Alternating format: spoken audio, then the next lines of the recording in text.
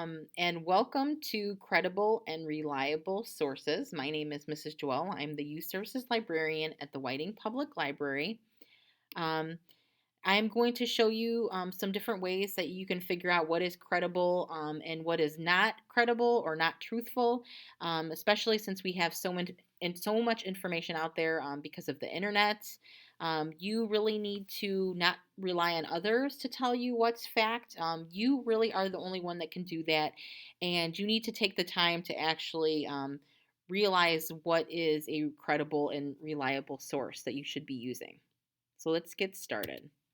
So reliable source, it's a good quality, truthful. It can be trusted. It's a .org, .gov, or .edu. These books, newspapers, scholarly research are good. But as for the unreliable sources, those are ones that can't be trusted, and you especially shouldn't be using them for school reports or projects. .coms, .nets are not good. You don't want to use a blog because it's an opinion. Wikipedia, tweets you should not be using, and forums, maybe like Reddit, you shouldn't be using either for sources. We're going to go through some social media accounts just for some fun.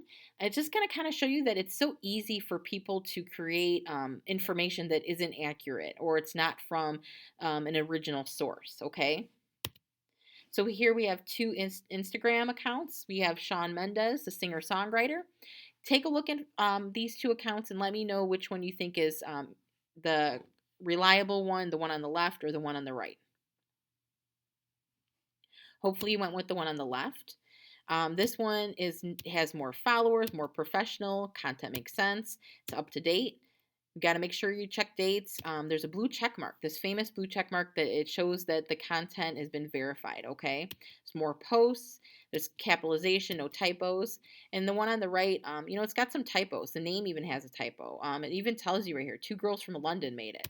So on first look, you might not notice that, but you really need to look at this information to kind of figure it out on your own, okay? Before you just assume that it's Shawn Mendes' actual site. Less followers, and it's not professional, and the bio even explains it's a fan, like I said, okay? Here's Jack Eichel. He's a hockey player. These are Twitter accounts. Take a look and let me know, is the left more accurate? Is the left accurate one reliable or the right? Hopefully you went with the right. The right has that check mark that shows that it's verified right away. He has more followers. He actually has a official website that it goes to. Shows you when he joined, and it actually shows that he's got retweets from other hockey players. So this one is the actual real reliable one. We have a Facebook account of our former President Barack Obama. Which one is the accurate, correct one? Is the one on the left or the one on the right? Hopefully you went with the one on the left. You can see he's got that check mark. Facebook has it too. Provides his website here at the bottom. It's a .org. And he has over 55 million likes actually on this, where this person does not. So like you see, it's just so easy for people to make up information online. So it's up to you to be a detective. You need to be a super sleuth, and you need to look at this information on your own and realize what is not what is accurate versus what is not accurate, what's credible or not credible, okay?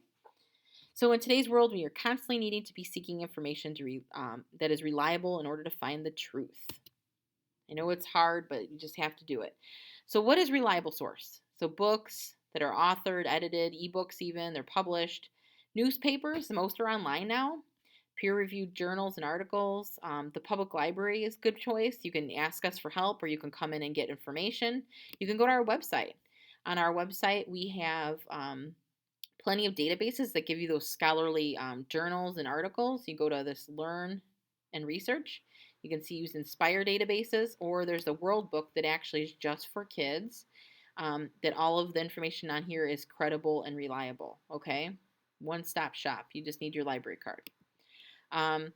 So internet sources are tricky, and that's why you really need to take a good look at them and know what is good for you to use and what isn't, okay?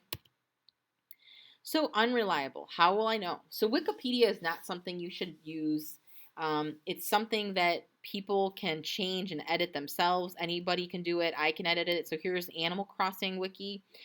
You can see right up here, It could be edited by me. I could say that it's about Animal Crossing is about animals actually crossing a real road in Whiting if I wanted to. You can view the history of who edited it. Maestro 2016 edited it last, and who is this guy? We really don't know. Is he an authority? I don't think so. Okay. You could use this for maybe to get some ideas about other research. You go down to the references down here, and you have to go through this stuff though and look to see if any of it is actually credible. You're not going to just want to start using all of it. You got to look to see and follow the site to actually see if it's something that is from an article from a magazine that you might want to use, or if it's just some random blog posting, which you would not want to use. Okay. So blogs and tweets, their opinions, personal websites, a lot of times are opinions, forums you don't want to use, or opinions, and opinion articles you just don't want to use, okay? You want factual things with information with sources. So you must evaluate your own sources. You need to be the person who, like I said, you need to be the detective. You've got to look at the author. You've got to look at the sources that are given. Do they have sources? If they don't, you've got to question that. Why would they not give sources? Person who's researching something gives their sources. They don't want to hide the information. Is the website neat? Is it spelling correct? Is the pictures vivid? Is it up to date? You go down to the bottom and look at the copyright of the website. It should be 2020 or coming on 2021.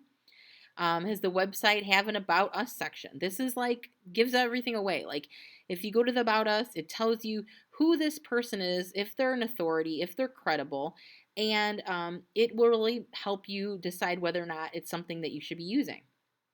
Of course, certain websites are better than others, and it's up to you to find out which ones are. So good website sources have these .edu, .govs, .orgs, and some newspapers. They don't end in those, but they end in a .com, but they still can be good. You just really need to know what newspaper it is, and if it's a reliable newspaper, something like maybe the Associated Press, which is a reputable news source. Okay, they have fact checkers, and they have sources themselves. Okay, so recap. Make sure the website or the source that you're using is up to date, it's professional, reliable About Us section, good reputation, ends in one of those .org, .gov, or .edu. It has an author who wants to tell you what the person, if they're a scientist or a doctor. And they also will list their sources. And you always want to ask, is the information current? Does it answer your question? Is it relevant? Is it supported by that evidence? Is it accurate? And who is that authority? Who is the author and what are their qualifications? Would you want the janitor telling you about asthma, or the medical doctor who's been studying it and going to school for it for years and doing research on asthma to tell you about it? What is the author's intention? Is it to inform or is it to trick? You have to find that out, and you need to think about it. So let's visit some sites together, and you can tell me if you think they're credible right away or not.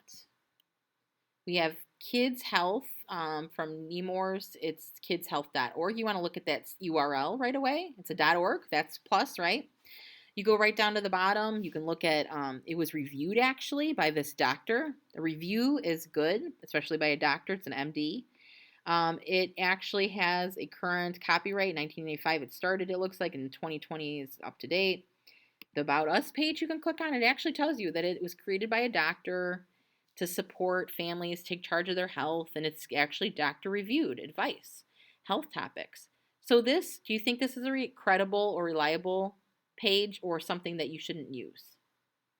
Hopefully you went with this as something you should use, and it is credible and reliable. Our next one is the Help Save the Endangered Pacific Northwest Tree Octopus from Extinction. So let's see, it's a .net. That's not very good. We are on the About page, so right here, does not tell us even who did it right here. It's just talking about how it's endangered, activism. But if you get down here to the About, you can see right down here. So you can see that it is current, actually. It's 2020. But it says right here, the author of this article is Lyle Zapato. I don't know who Lyle Zapato is. He doesn't say who he is. And it says it's not associated with a school or educational organization. It could be some guy that's, sitting around that just wanted to create a website. And it is a very detailed website, but doesn't mean that it is true. So would you want to use this as a source? No, you wouldn't. So you need to make sure that you're looking at those the information that you were given on your websites. Look at the sources and where they're coming from and the dates and all that, in order to determine what they're good to use. So thank you. And again, if you need help finding any reliable sources, contact us at the library. Stop in. We're open. Call me or email me. We can help you find a book resource, or we can help you find a good, reliable internet resource. Okay.